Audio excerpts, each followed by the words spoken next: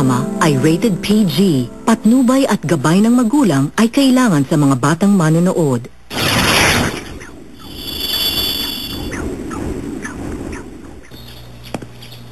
Okay, may study room, piano room, study hall, reading room, wardrobe, PlayStation room, Dreamcast room, N64 room. Bakit pinag-iwalay-walay pa to? Ito na. Magandang umaga sa'yo, Lady Nagi! Umaga na! Kapag hindi ka pa bumangon, baka lumamig yung hinanda ni Miss Maria ang almusal mo para sa... Relax ka lang, Hayate. Staff toy lang siguro yung nagawa ng... At sinadya talaga nilang magmukhang totoong hayop yun. Siguro. Yan siguro yung bago nilang para sa PlayStation 5. Pinakamagaling sila sa mundo. Uy, Hayate. Nandito ka para gisingin ako. Maraming salamat. Teka, ba't nakatayo ka lang dyan? Kasi yung nasa likod mo. Katabi ko nga pala siya. Kaya pala nagtataka ako kung bakit ang init tumabi pala sa akin si Tama. Tama, binigyan niya pa ng kita pakalan ng higanting yun. Oy, Tama, bilisan mo gumising ka na. Baka makatakas pa yung almusal mo. Huwag mong gawin yan. Kapag nagalit yan, baka ikaw ang gawin almusal niyan. Lady Nagi, tama na yan. Hayaan mo na lang siya. Oo nga pala. Nakapantulog lang ako. Pwede ba lumabas ka na nga? Hindi pwede. Hindi kita pwedeng iwan ngayong alam ko na may kasama kang halimaw dito. Mukhang takot na takot ka kay Tama. Nakakahiya ka. Nakakahiya ka talaga. Hayate, ayun sa akin! Ba't ka nagtatago sa ilalim ng kama ko, ha? Lady Nagi, sinong lalaking yan? Oo nga pala. Hindi pa kayo nagkakakilala nito. Ang pangalan ko ay Klaus. Ako ang butler ng pamilya Sanserin. Butler? Kung ganon, parang supervisor kita? Teka muna, mamaya na lang tayo mag-usap. Lady Nagi, mag-ingat ka! Mag-iingat? Ano bang sinasabi mo, Hayate? Pusa lang itong si Tama, no? Hindi siya basta pusa! Isa siyang tigre, boy. Ang sama mo! Ako na dapat ang magsasabi nun! Lagi mo na lang ako inaagawan ng linya!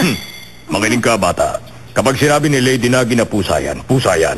Si Tama ay isang white tiger cat kaya huwag ka na kumontra. Ano? Ikaw na rin mismo nagsabi ng tigre siya!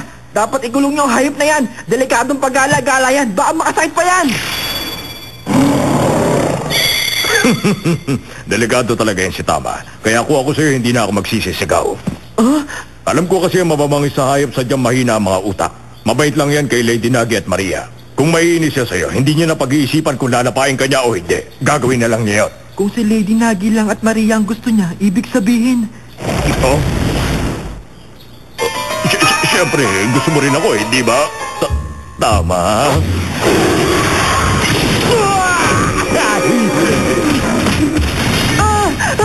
Oy, Tama, huwag mo siyang awayin. Wala siyang ginagawa sa'yo.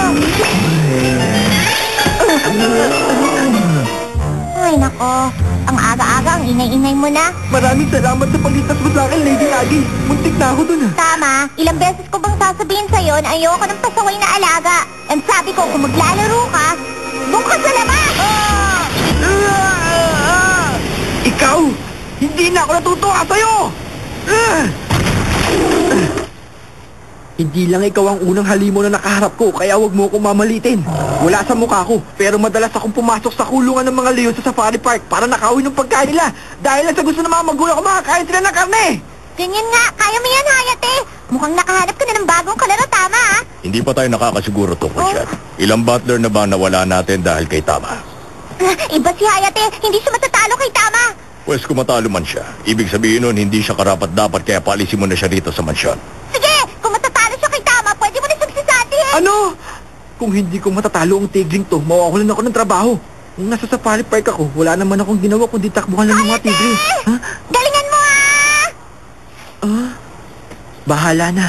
Kung matalo man ako dito, bago pa nila ako masisanti, patay na siguro ako. Kailangan kong pagbutihan tong laban na to para mapasaya ko naman si Lady Nagi. Eto na ako!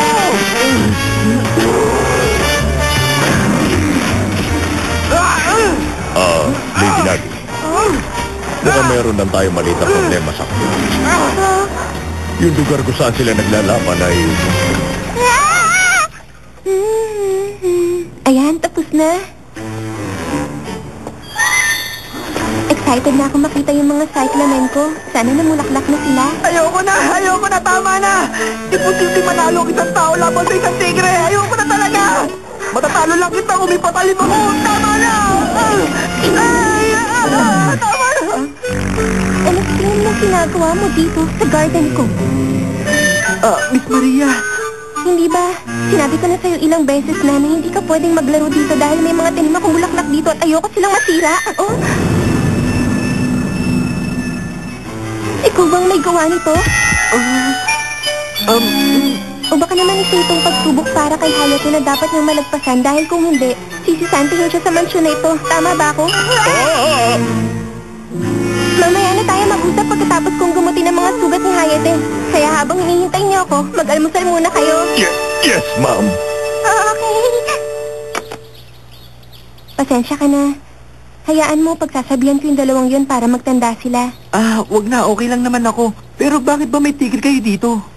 Inampun kasi namin siya. Wala na kasi siyang ibang matitirhan. Ha? Pwede niyo naman siya ibigay sa zoo, hindi ba? Kasi, ang totoo niyan, nakakahiya yung storya tungkol dyan.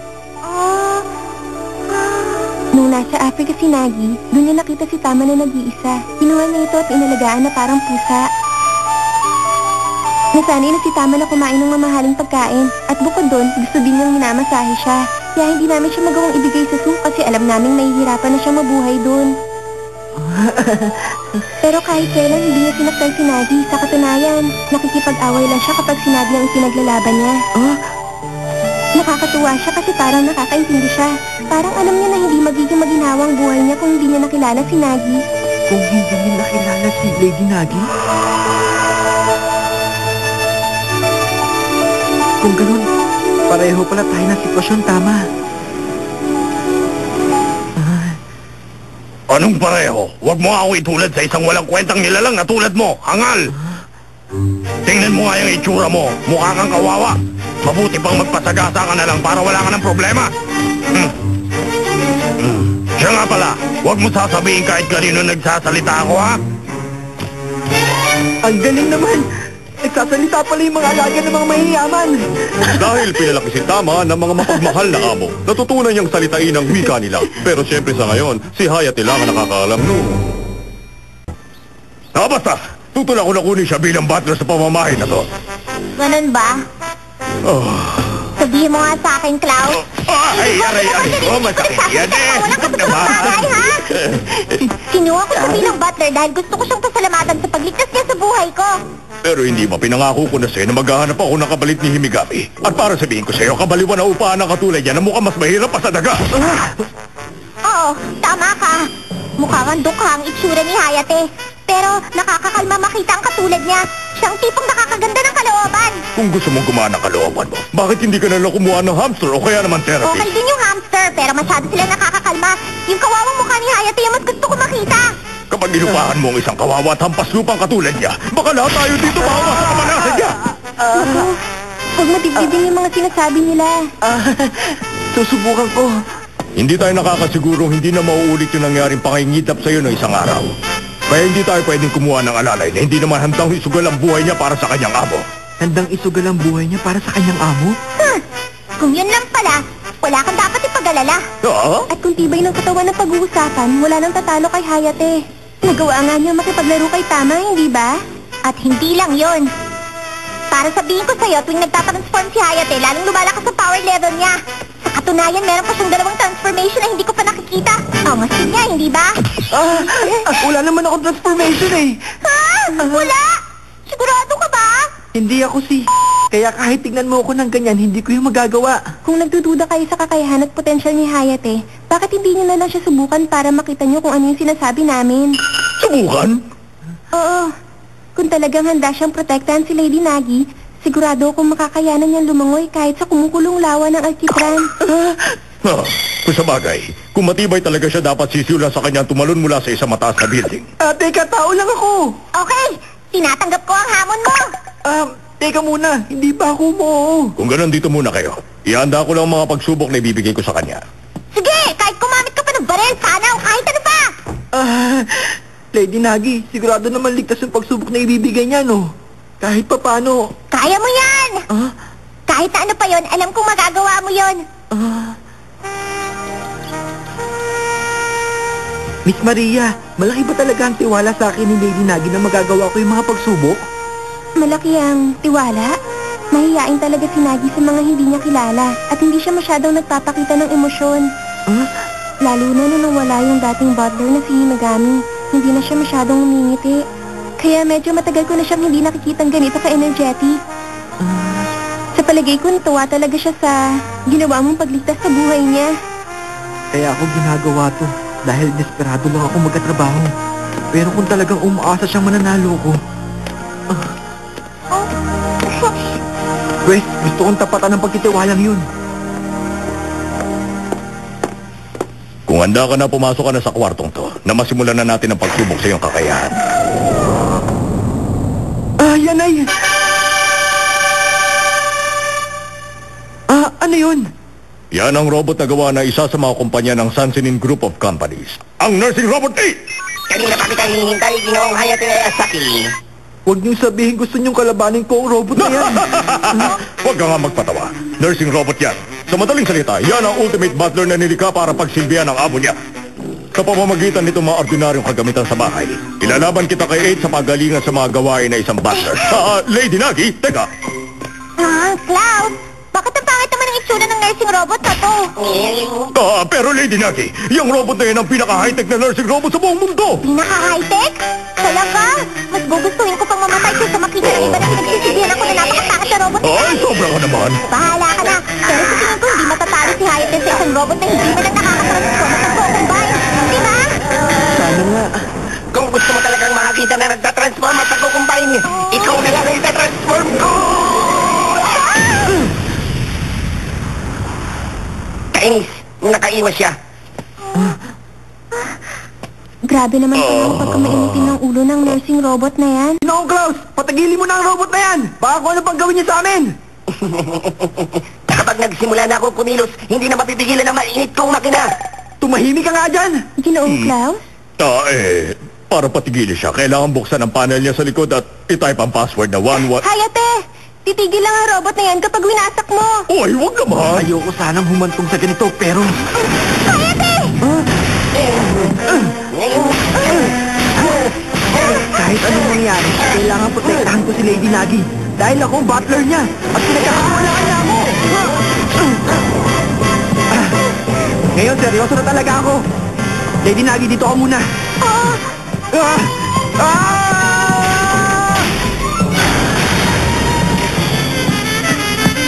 Talaga bang nursing robot ang isang ito?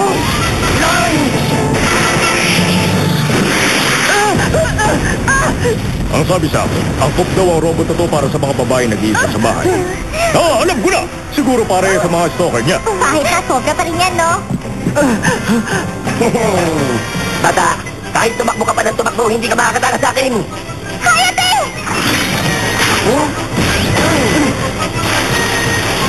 Ano? Uy! Natamaan niya yung dito! Oo nga, bawal sa kanila ang tubig. Mukhang marami-rami na akong lilinisin mamaya. Hindi ako takot sa tubig. Ang waterproofing treatment ng Japan ang pinakamagaling sa mundo. Ayun na!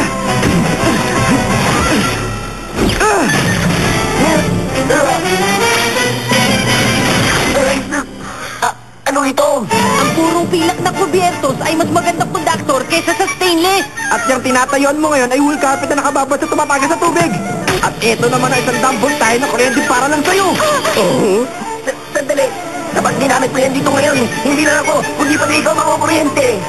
Oo, alam ko yun. Pero ang isugal ang kanyang buhay para lang protektahan ng kanyang amo ay obligasyon ng isang butler. Hayate! Kahit gaano ka pakaastig, habang buhay ka pa rin magiging mahirap. Buster Coleray! Bakit ko na rin? Tapos na! Pero huwag niyo sanang gagayahin ang move na yon. Ang bilis lang niyang natalo yung nursing robot 8. Ano, hindi ka pa ba naniniwala sa galing ni Hayate? Oo, sige na nga. Pumapayag na ako maging butler siya dito habang wala pa tayo nahahanap na ibang mas magaling.